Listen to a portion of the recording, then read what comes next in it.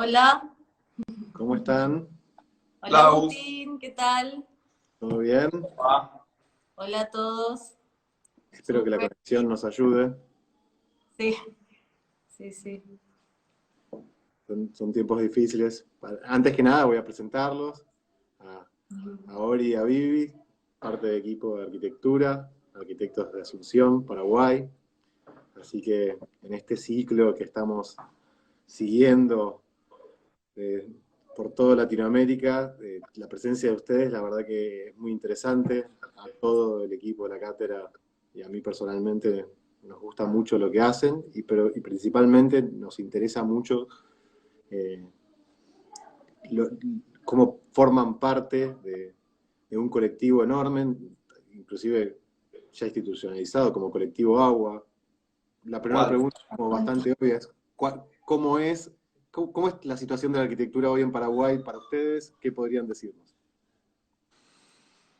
¿Quieres arrancar vos o arranco? Como quieras.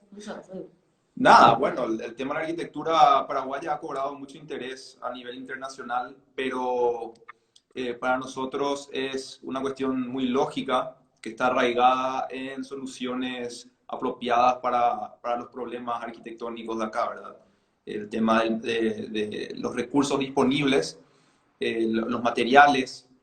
Entonces, todo eso se va repitiendo en las prácticas profesionales y ahí es donde se encuentra como un lenguaje en común que tiene este grupo de arquitectos que producen una arquitectura con un hilo conductor similar.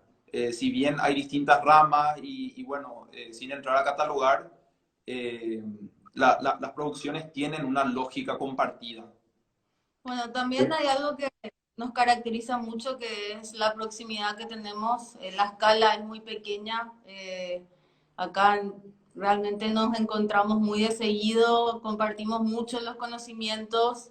Eh, no hay como hay como una solidaridad en eso, ¿verdad? Todos comparten sus experiencias, te aconsejan. Si uno va a emprender algo y sabe que el otro ya hizo, es tipo darle una vuelta más a eso y vamos para adelante, así es.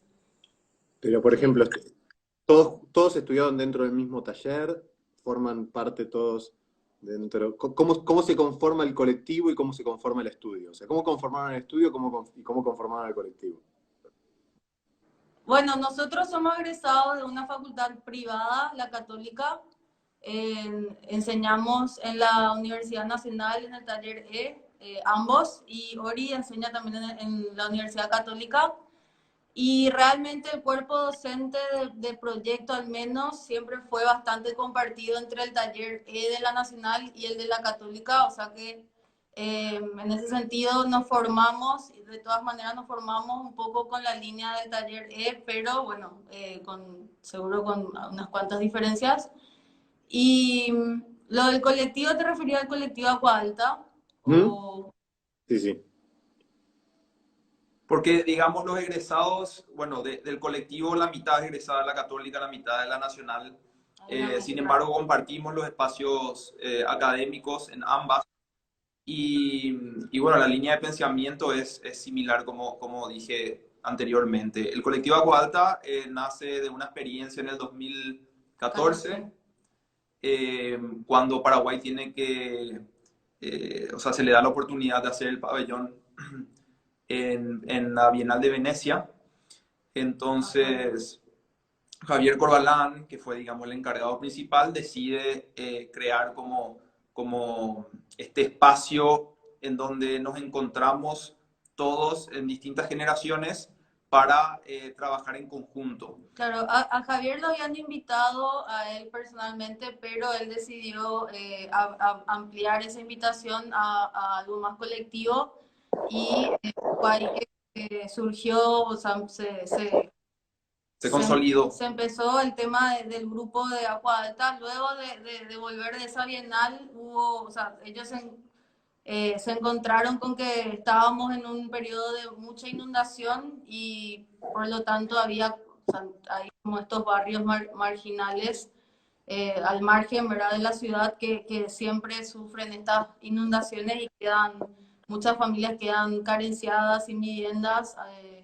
Entonces surge como esa necesidad de conectar uno de estos barrios con la ciudad, con la ciudad formal, porque esta gente justamente vive en esa periferia próxima a la ciudad formal y había necesidad de hacer una conexión física porque si no tenían que hacer una vuelta muy larga para llegar y bueno, y ahí surgió el tema del puente flotante.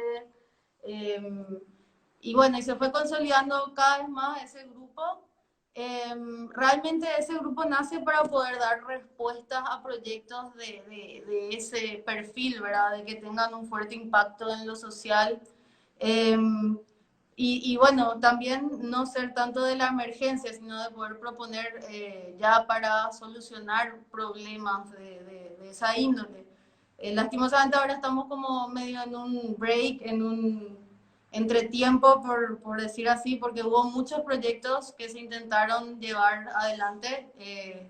Siempre son proyectos de escala que tienen como ese impacto en lo social, pero son proyectos que se tratan con lo público.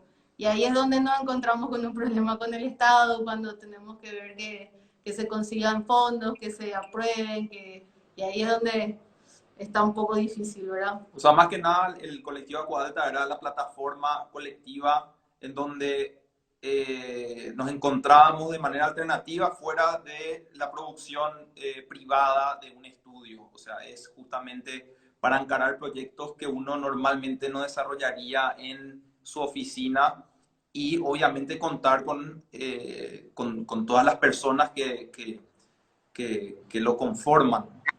Ahora mismo, como dijo Vivi, está como en un stand-by, pero bueno, esperemos que se reanude.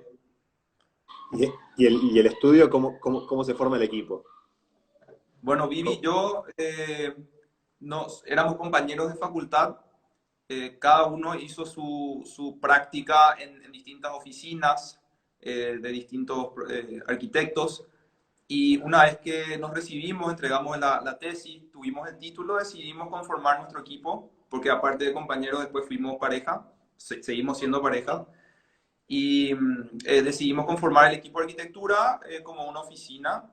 Y bueno, a partir de eso es que fuimos creciendo de a poco con distintos encargos, concursos. De hecho, que empezamos haciendo solamente concursos, no teníamos encargos.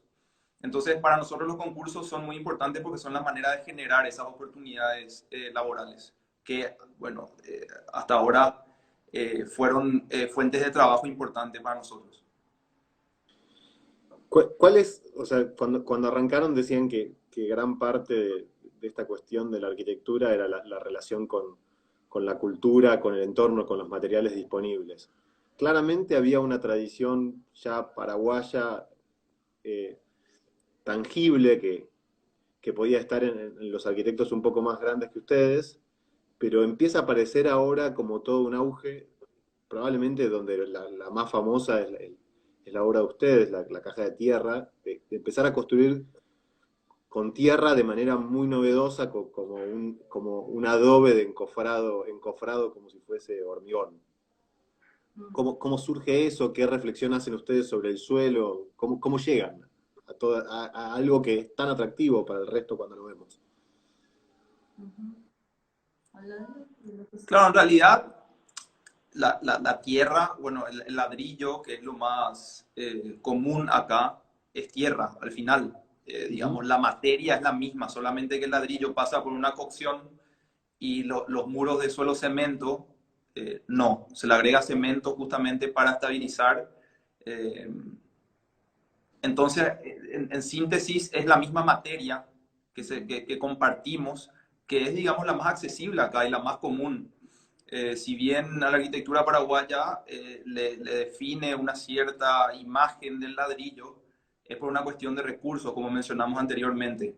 Entonces, y aparte, las técnicas de suelo cemento son milenarias. La técnica del tapial es una técnica constructiva que tiene literalmente miles de años. Eh, y hubo una serie de prácticas anteriores que anteceden a nuestro estudio, que son de Yago García, de José Tocubilla, de un par de profesionales que ya habían experimentado con los muros de tierra y que, bueno, por nuestra proximidad, a nosotros también se nos antoja, entre comillas, experimentar con esa técnica y o sea, indagar un poco cuáles son distintas posibilidades dentro de una misma técnica. Entonces, a partir de eso, bueno, empezamos a trabajar con eso, pero no nos abocamos solamente a trabajar con la tierra, ni mucho menos. O sea, para nosotros la materia en sí es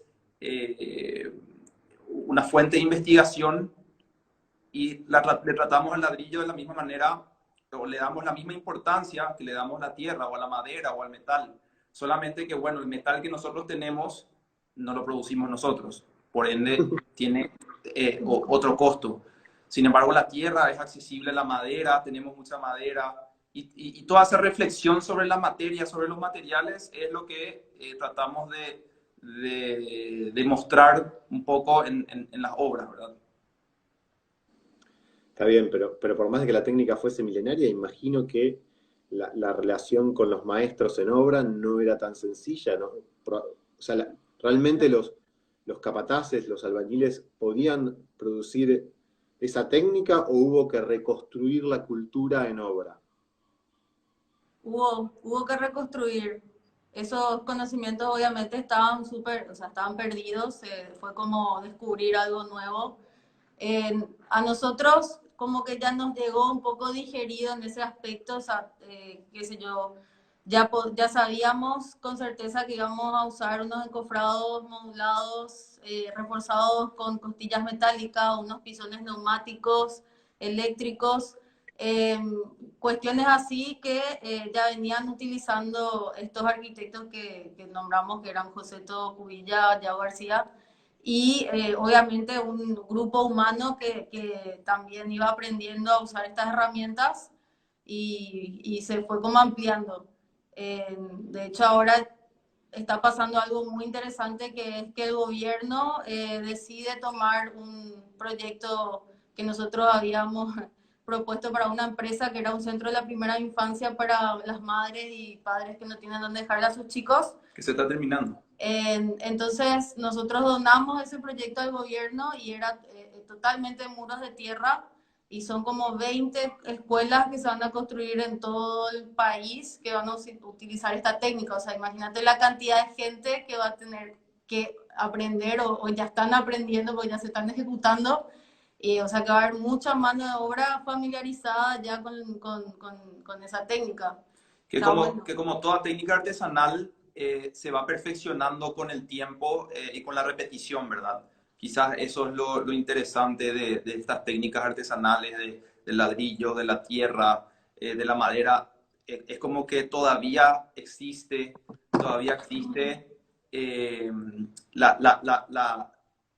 digamos, el valor que viene dado por la mano humana. O sea, ese el valor que nosotros encontramos en las técnicas artesanales, ¿verdad? De la artesanía en sí, que es algo que caracteriza mucho también la arquitectura paraguaya, ¿verdad? Ese nivel artesanal, no solamente experimental.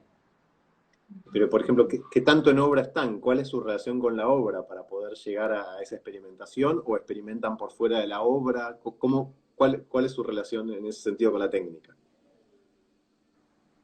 No tiene por qué ser la tierra, ¿eh? Puede ser cualquiera de los materiales.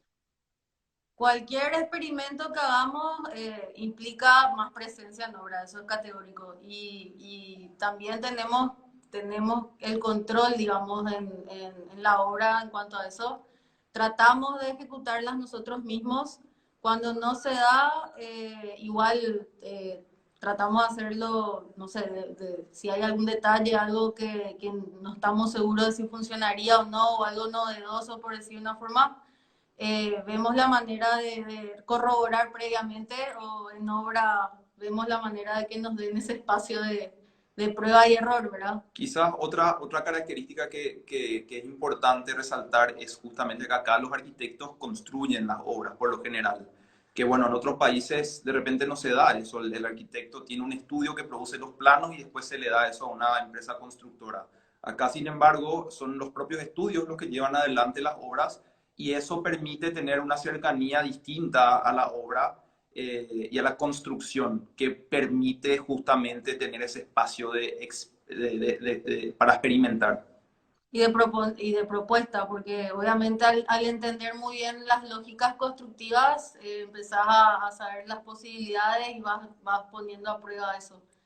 Es como que esa proximidad a obra termina configurando una manera de hacer también, ¿verdad? Que me parece bastante interesante. Sí, que creo yo que es algo que cruza toda la generación latinoamericana, ¿no? Que somos como arquitectos que abrís el baúl del auto y en el baúl del auto aparece cualquier cosa de obra. Aparecen perfiles, ladrillos, bolsas de cemento. Tal cual. Sí, Que sí. todos estamos cruzados por lo mismo. A mí siempre hay una imagen que me fascina, que es que cuando se hace el documental de la reconstrucción del pabellón de Barcelona y hay una foto muy famosa que hay como una persona llevando la columna de Mies. No sé si la vieron alguna vez, que la lleva como si estuviera cargando la cruz. Y que para mí, bueno, justo estamos en Semana Santa, además es como reivindicativo, pero a la misma vez es como la imagen del arquitecto joven de la actualidad, ¿no?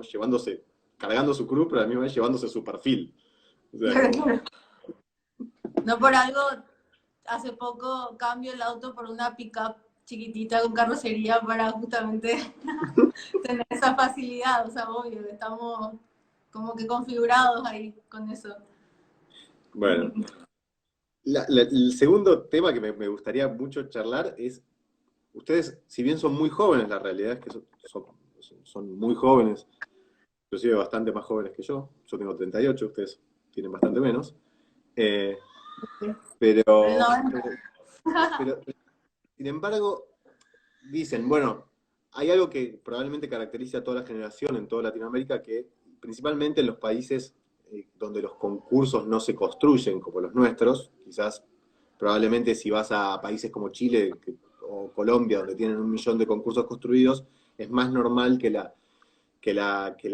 los jóvenes puedan llegar a acceder a la gran escala mediante concursos y eso les pegue el salto más rápido. Probablemente en los países como el nuestro, o Uruguay, eh, no, no sucede tanto y siempre nos mantenemos con una escala intermedia o pequeña. Sin embargo, en el caso de ustedes, ya están proyectando edificios y ya están construyendo ciudad. ¿Cuál es la relación que ven ustedes que tienen ustedes con la ciudad, pero a la misma vez que tiene la arquitectura en sí con la ciudad en Paraguay? Es como una doble pregunta. Ok. Ujú.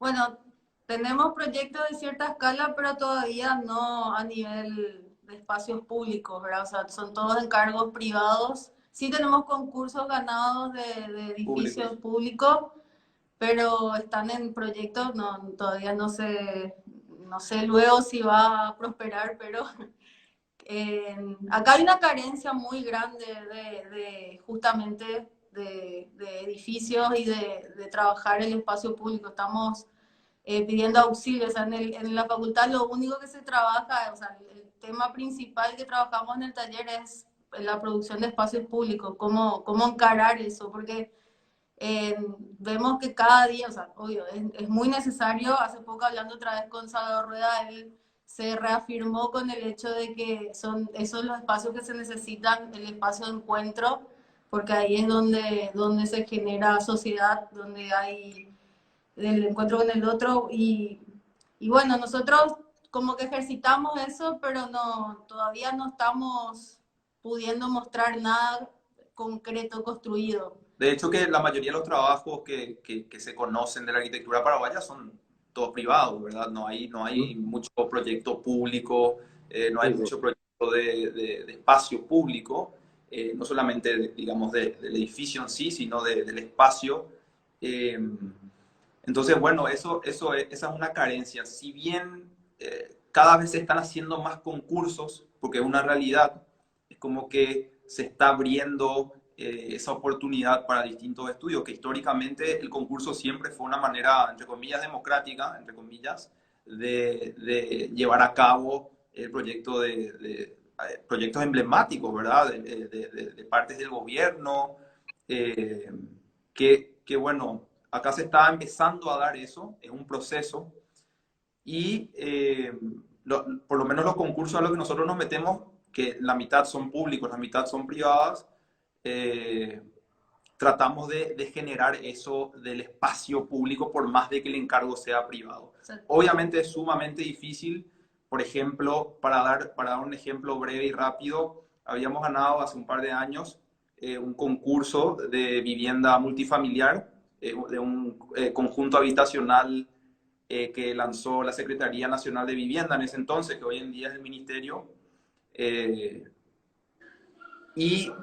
Toda la planta baja era un espacio permeable. El edificio era como un edificio pasante, existía una plaza que, bueno, todos podían atravesar, cruzar, utilizar la sombra del edificio como para el descanso, etcétera.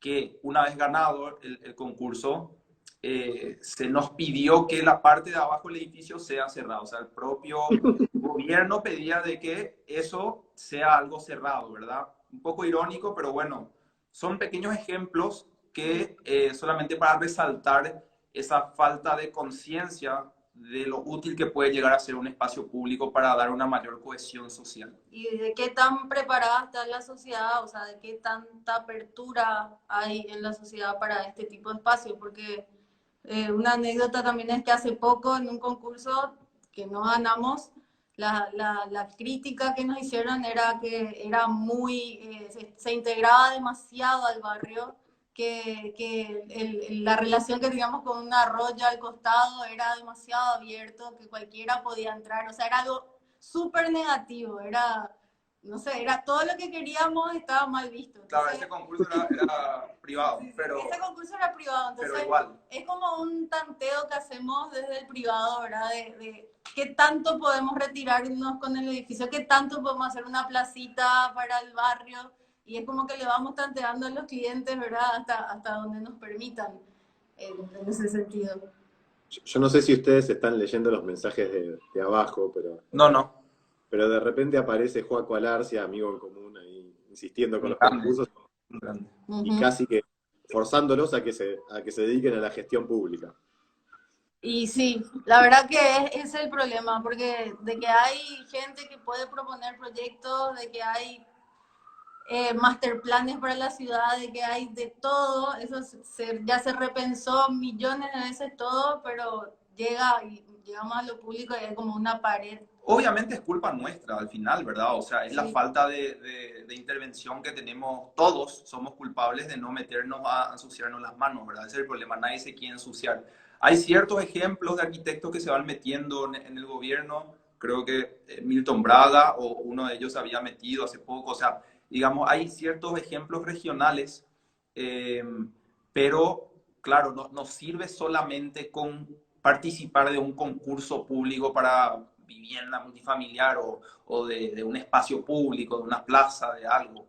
Tiene que ver con estar el día a día empujando para construir realmente eso, ¿verdad? Y eso es lo que falta. Al final, todos están cómodos con la producción personal y haciendo su propio legajo de obra. Entonces, bueno, somos todos culpables de eso.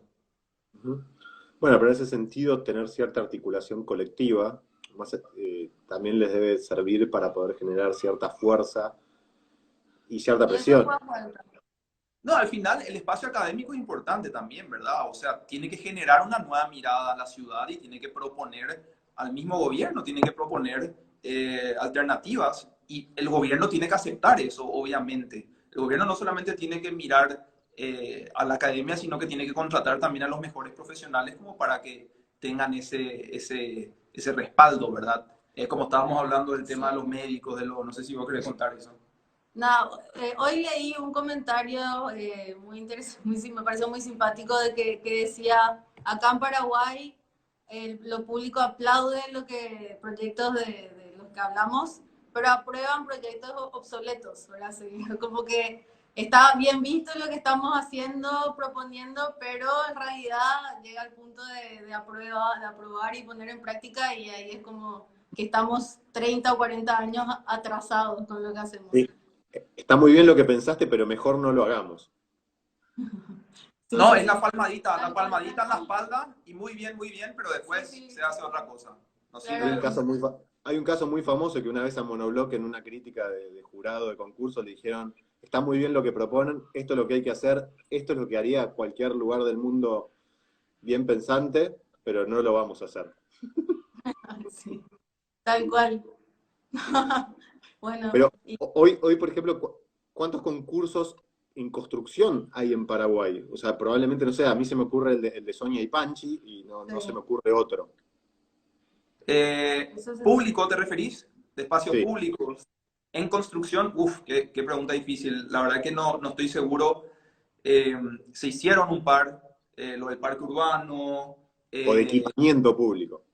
sí, sí, el parque urbano fue un concurso público que se llevó, que se terminó. Lo del Licua Bolaños también. O sea que hay un par. Esto de las viviendas, de la vivienda multifamiliar, se va a hacer, es un concurso que ganamos hace como 2 o 3 años más o menos. Con un grupo Se de va, amigos. claro, con un grupo de amigos que se va a terminar de hacer, pero no nos dieron el desarrollo nosotros porque no teníamos la cantidad de metros cuadrados desarrollados como oficina. Y ellos Sí, no necesitan era contratar, vinculante. y ellos necesitan contratar a un estudio o a una oficina que tenga una X cantidad de metros cuadrados desarrollados. O sea, digamos, se corta ese proceso de producción de un proyecto, ¿verdad? Nosotros hacemos el anteproyecto, pero otros desarrollan, y ahí se pierde totalmente la autoría, entre comillas, no por una cuestión personal, sino porque se corta ese proceso de creación, ¿verdad? Que es súper importante, o sea... Y ni siquiera les proponen una asociación. Directamente no No, lo... Es un concurso, o sea, uno puede, licitan.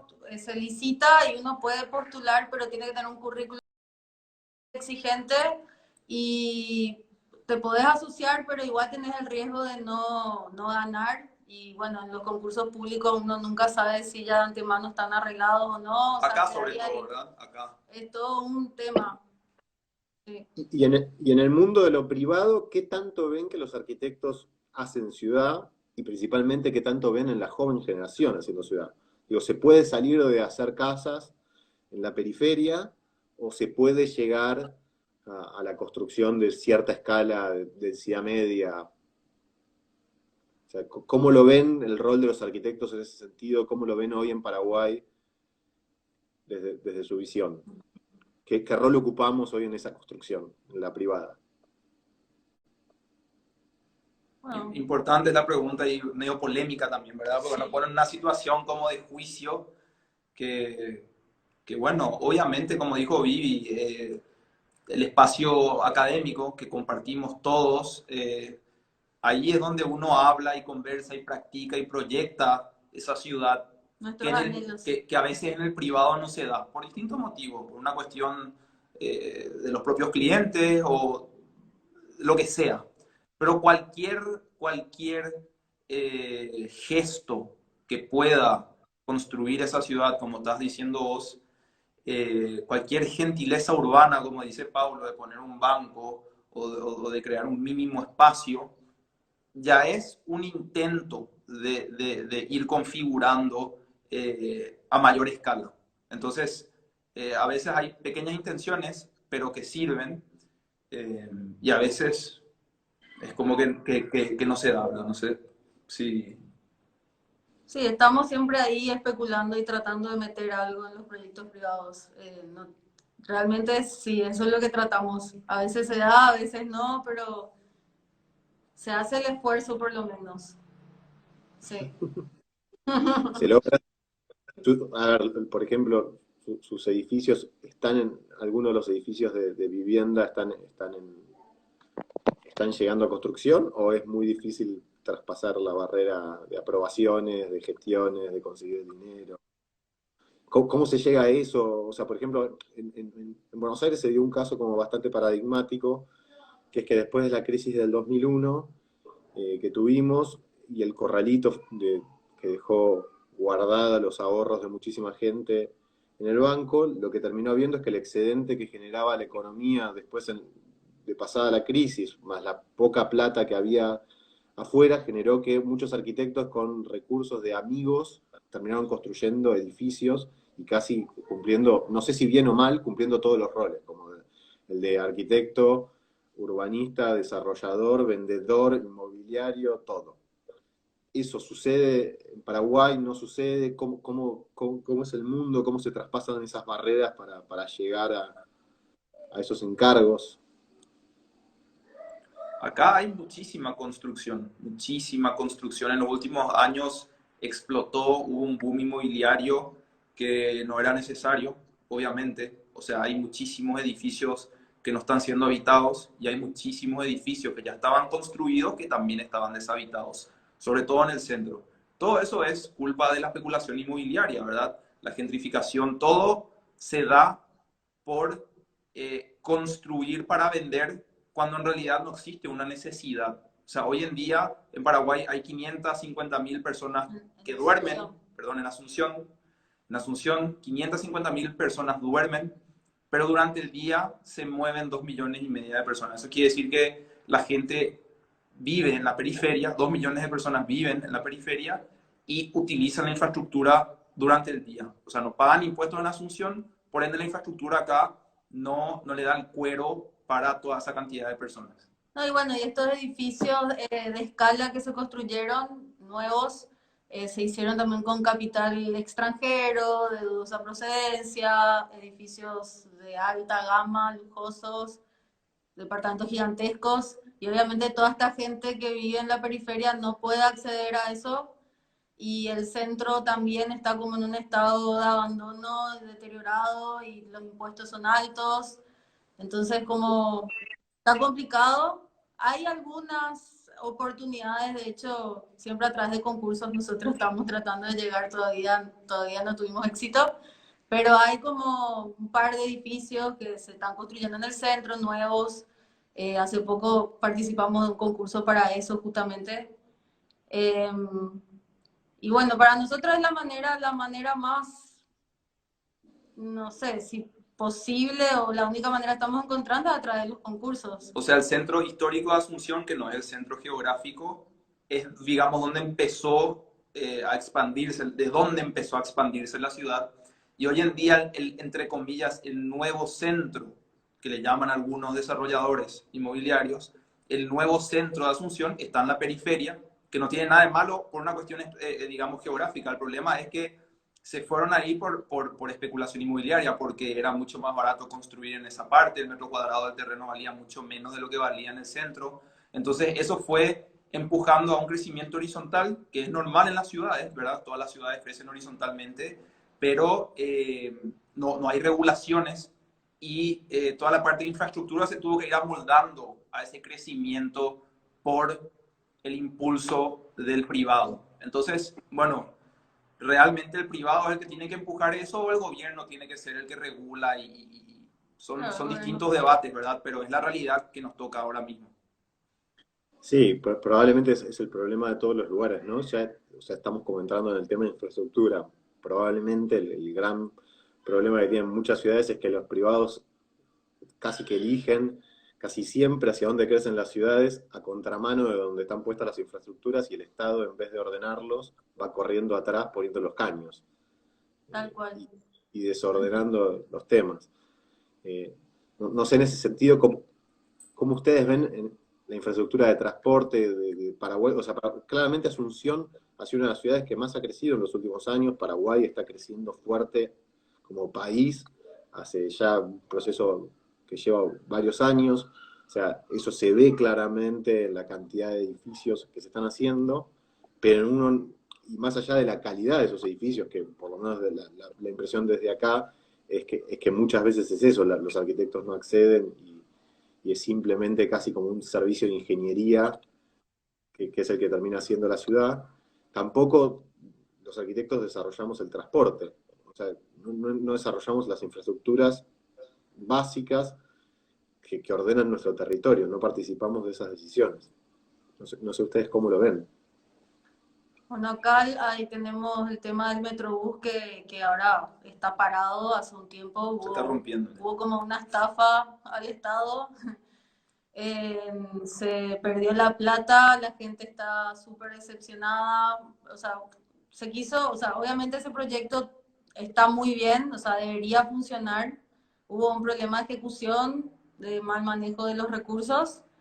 Y ahora es el tema de construir un poco la idea de que el Metrobús no es algo negativo, porque como tanta gente se vio perjudicada con eso, porque fue en una avenida súper importante comercial y como que se empezó a intervenir esa avenida, mucha gente, los frentistas se llamaban, que eran los que tenían sus comercios, sus negocios, se fundieron, no tuvieron ayuda del Estado, entonces ahí hay como se armó un problema súper grave y pensamos que el gobierno nuevo iba a volver a encarar, o sea, es como que estamos esperando que se reactive ese proyecto, por ejemplo, que ahora mismo está durmiendo.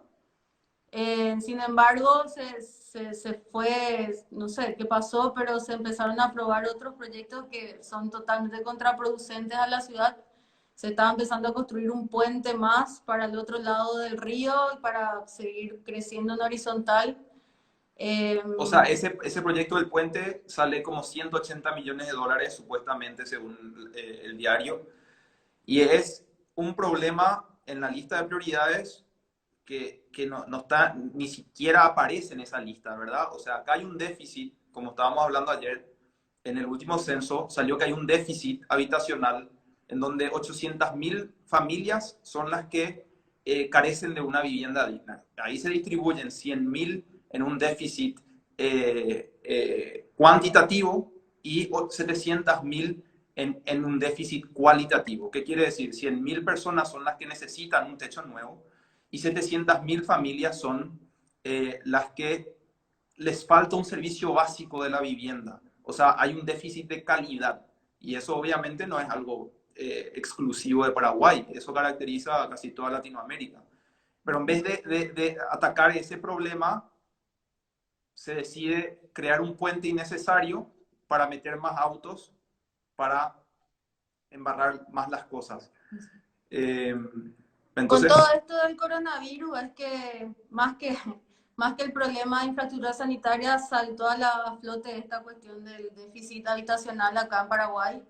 Y sí, y nos cuestionamos qué es, o sea, al final nos estuvimos atacando los problemas de fondo, ¿verdad? Estamos como postergando siempre este tema y nos confinaron a nuestras viviendas como este tema de poder atajar los contagios, pero resulta que el 40% de la población no tiene una vivienda en donde pueda realmente tener el cuidado de hacer la cuarentena o sea, como corresponde. de esas 800.000 familias son más o menos 3 millones de personas, haciendo el cálculo rápido que se hace, Y que es un probablemente 40 y pico por ciento de la población de Paraguay. Y Paraguay tiene 7 millones de habitantes, 7 millones y algo de habitantes. O sea, casi la mitad de la población tiene un déficit habitacional. Eso es gravísimo y nos concierne a los arquitectos directamente. Y probablemente no solamente haya un déficit de vivienda, sino que inclusive no solamente no tenés la casa donde la gente pueda hacer la cuarentena, sino que tampoco tienen agua potable y Sí, cloaca. Entonces vos le decís, claro. por más que tenga la casa, si no se puede lavar la mano con agua potable, ¿no? A eso se refiere el déficit de calidad, el déficit cualitativo, Cualitativo. que son la mayoría, las 700.000 familias. Ujú. Y Ujú. por eso ahora estamos viendo la forma de crear estos centros prehospitalarios para que la gente contagiada pueda ir a hacer ahí la cuarentena con las condiciones que tiene que tener, porque finalmente se vuelve un problema que no tengan justamente la vivienda en condiciones, ¿verdad? O sea, son focos de contagios en todos estos barrios que no cuentan con los servicios sanitarios mínimos y cuestiones así. Y estamos en eso. En ese sentido, esto casi que nos pone, o sea, ya vimos como pasado, presente, futuro. Ujú. Para ustedes toda esta situación de la cuarentena, qué se puede aprender de todo esto? O sea, ¿qué se puede aprender para la producción de vivienda? ¿Qué se puede en todas las escalas? ¿No? ¿Qué aprendizaje se hace? ¿Y cómo nos lleva a esto? Probablemente quizás a resolver. No sé, acá se están resolviendo muchos hospitales de emergencia, hubo inclusive hubo colegios de arquitectos que empezaron a pedir propuestas de toda índole para desarrollar múltiples temáticas que tienen que ver con esta situación. ¿Cómo lo ven ustedes desde allá? Para mí, más que el problema, del coronavirus, digamos, la gran enseñanza que que a nosotros nos deja todo esto, y lo conversábamos ayer, es que salió a flote, digamos, o desenmascaramos una verdad que es muy evidente. Si todos cuando realmente se quiere y existe una voluntad de hacer las cosas, se puede. Todos los gobiernos se pusieron de acuerdo para atacar a este problema. Pero me pregunto si el hambre o la pobreza no eran más importantes que este problema. O sea, que se podía realmente uno enfocar y atacar a ese problema si se quería. Obviamente no está en la lista de prioridades de los gobiernos, por eso nunca se hizo. Pero esto desenmascaró de que realmente si todos nos ponemos de acuerdo, podemos pelear contra los verdaderos problemas. Y yo obviamente no estoy menospreciando que esta pandemia es gravísima, es súper grave, pero es mucho más grave que una persona se muera de hambre. O es mucho más grave que una persona no tenga techo, mucho más grave. Claro, y este tema de la pandemia lo que hizo es que nos demos cuenta que esa desigualdad tan grande que hay en nuestros medios urbanos y en nuestras sociedades acá en Latinoamérica tiene que acortarse, o sea, no podemos seguir, o sea, realmente nadie se salva, ese es el tema. Entonces, eh, es muy simpático porque vimos en una entrevista a un arquitecto muy famoso de renombre internacional que le preguntan qué creía él, cómo iba a cambiar la arquitectura después de esta pandemia, y habla de que a él ya le está pasando de que los clientes le piden que las casas sean más autosuficientes y puedan tener gimnasio y puedan tener su propio como espacio de apartarse del mundo y resolver así. Entonces, digo yo, no, entonces, ¿cómo pueden pensar en eso? O sea, ¿cómo? Yo le dije a Es Vivi que no sé si impensable. me preocupaba más eso, esa visión, o las teorías de conspiración que están rondando por ahí. No sé cuál me molesta más. Claro, y, Bueno, y realmente acá hay que todos tienen que poner en el mismo plan, tenemos que reconocernos en el otro y tratar de equilibrar un poco esta cuestión. Y de ver el problema a raíz, ¿verdad? Porque uno dice, claro, nosotros no podemos quedar en la casa y seguir trabajando, somos los beneficiados del azar, que es la suerte. A mí me gusta llamarle a la suerte el beneficio del azar. Pero hay gente que no puede quedarse en la casa y tiene que salir a exponerse a todo esto para poder comer. Entonces, ese es el problema, no es el problema el virus. El problema es que esa persona se esté jugando la vida para tener que comer. Ese es el verdadero problema, en realidad, de fondo. sí, probablemente para mí nos pone en jaque a todo el universo de arquitectos, y lo que decían ustedes, cómo nos hicimos los tontos durante años, o no quisimos ver como sociedad un montón de temas que estaban ahí, y ahora nos toca esto. Tenemos que resolver millones de camas de hospital, muchísimas más probablemente, o sea, inclusive vamos a necesitar muchísimas más que en otros lugares del mundo, por tampoco tener la posibilidad de- de- de tener solucionados los temas mínimos para que esas personas no puedan protegerse de la pandemia. Bueno, acá por lo menos sale a flote la carencia de la salud pública, de todos los servicios públicos en general. Eh, y eso creo que es una crítica a nivel regional, para no decir internacional. Eh, pero acá justamente es mucho más delicado por esa carencia, digamos, de políticas públicas. Y a futuro, que ya como para ir cerrando la entrevista, eh, ¿qué universo ven para ustedes? ¿Qué imaginan, cómo imaginan que sigue esto para ustedes en Paraguay como estudio, como parte de la educación? ¿Cómo se imaginan que es el futuro? O sea, ¿qué es lo que piensan? Mm. A mí me gustaría que cambie el orden de prioridad de las cosas, obviamente. O sea, yo creo que en nuestra profesión, en nuestro círculo de profesionales, colegas, me consta que capacidad hay y ganas de hacer las cosas hay. Estamos ahí esperando nomás o incluso tratando de crear esas oportunidades de hacer algún cambio, de hacer algún aporte importante. Todavía no lo estamos logrando por esta cuestión de prioridades que te digo que escapan a nuestro alcance, ¿verdad? Entonces, creo que hay que hacer un lobby fuertísimo en todas las instituciones y poner siempre, o sea, mostrar que cuáles son las verdaderas prioridades y en tratar de empujar y que no nos olvidemos, porque ese es el problema, ¿verdad? O sea, pasa la emergencia, pasa el problema, nos olvidamos y después volvemos otra vez a lo mismo y eso es lo que no podemos permitir, o sea, y me pregunto, o sea, veo que mucha gente dice, ¿cómo querría que no esté pasando esto, volver a la normalidad, ¿verdad? ¿Y qué es esa normalidad? Hay que cuestionarnos también eso, o sea, no, obviamente esa normalidad no está nada bien, entonces de eso creo que se trata lo que tenemos que hacer después. Hoy en la conversación en la cuenta del taller entre Joseto y David Barradam, David decía que estaría bueno que todos los años haya como una pausa para darle un respiro al mundo, ¿verdad? Y me parece interesante eso.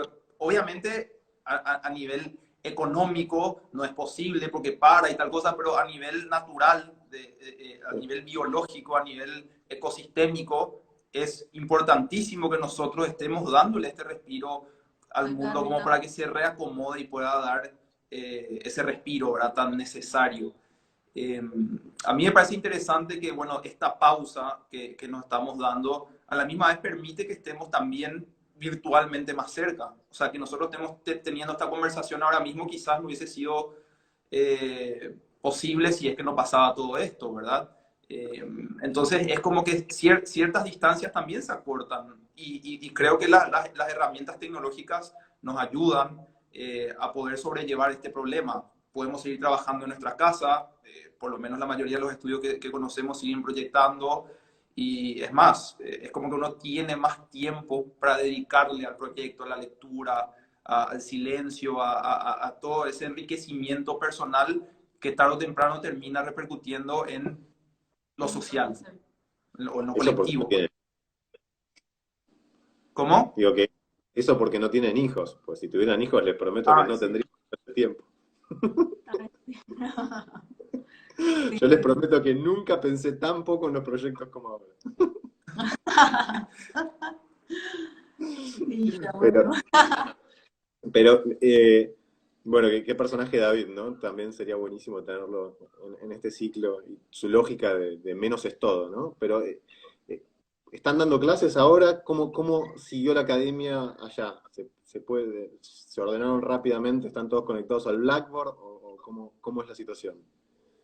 ¿Qué enfoque pueden hacer Estamos, de la enseñanza en ese sentido?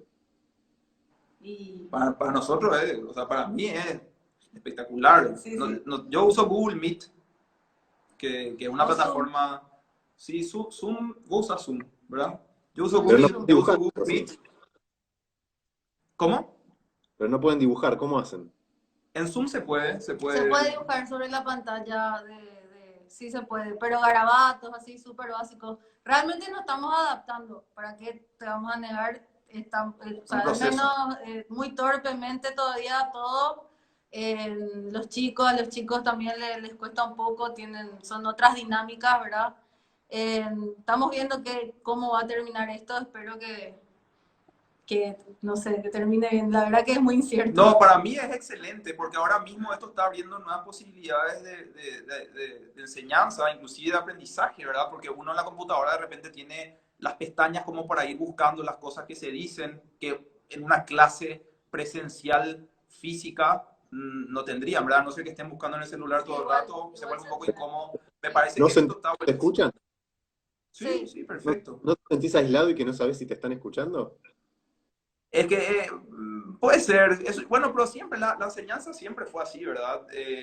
Uno puede estar en la clase explicando y el que te está mirando no te está realmente escuchando y no está aprendiendo. Entonces, bueno, eso ya es algo personal, Sí. ¿verdad? Pero a mí me parece que está bueno porque está creando nuevas maneras de enseñar. Yo no digo que sea el inicio del fin del espacio académico físico, o sea, que se termine, pero está abriendo nuevas posibilidades y de ahora en más, de repente las reuniones de los estudios con los clientes van a ser virtuales, ya no van a ser presenciales. Entonces se acorta ese tiempo que le dedicamos al transporte, al trasladarnos de un lugar a otro, que no solamente eso es más sostenible, sino que, bueno, le da a uno mucho más tiempo para realmente enfocarse en las cosas que valen la pena.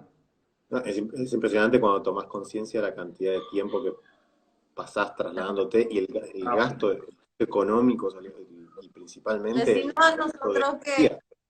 El gasto de la energía que hace el universidad, mismo. la Universidad Nacional de Asunción está en otra ciudad, no está en Asunción. O sea, imagínate el desplazamiento, nosotros más o menos 1 hora tardamos en llegar a la facultad. Y otra vez eso, hay que sumarle la hora del regreso, todo, no. En ese sentido es lejos lo mejor, pero O sea, esto va a abrir esas nuevas posibilidades, ¿verdad? De esas reuniones virtuales, de repente cuando el profesor no puede ir a dar aula, la da por internet. Para mí está buenísimo eso, o sea, es genial el abanico de oportunidades que se abren gracias a esto. Bueno, chicos, yo, si les parece, cerramos, los dejo en paz, que puedan ir a comer. Al resto, a todos los que están allá, que parecen ser muchos, dicen que hay 116 personas viéndonos en este momento, les agradezco muchísimo. Me interesa mucho su mirada, su frescura, que su mirada es fresca dentro de la arquitectura, que es algo que se nota claramente también en sus obras, o sea, se puede reconocer un desprejuicio claro a la manera, en el modo del hacer, y cómo ante cada problemática no toman el problema como resuelto, sino que se vuelven a repreguntar todo para llegar a soluciones, y eso se ve en lo que dicen y en lo que hacen claramente. Así que yo, de mi parte, los felicito mucho, para nosotros es muy interesante lo que hacen, y es un placer haber participado con ustedes de esta jornada. Muchísimas gracias a gracias. vos, muchas Gracias a gracias. todos los que nos Sí, invitaron, ¿verdad? En especial a a Lucho, que Lucho, estuvo ahí atrás orquestando esto. sí, sí. Bueno, Ya nos veremos, Y a ya nos todos los que están conoceremos. presenciando la charla, ¿verdad? Sin empezar a dar es muy bueno nombres. a la No sé distancia, si. pero me encantaría darles un abrazo. Igualmente, sí, sí. Gracias. Gracias a Muchas gracias. todos los que están escuchando. Dale. Chau, chau. Chao, chao.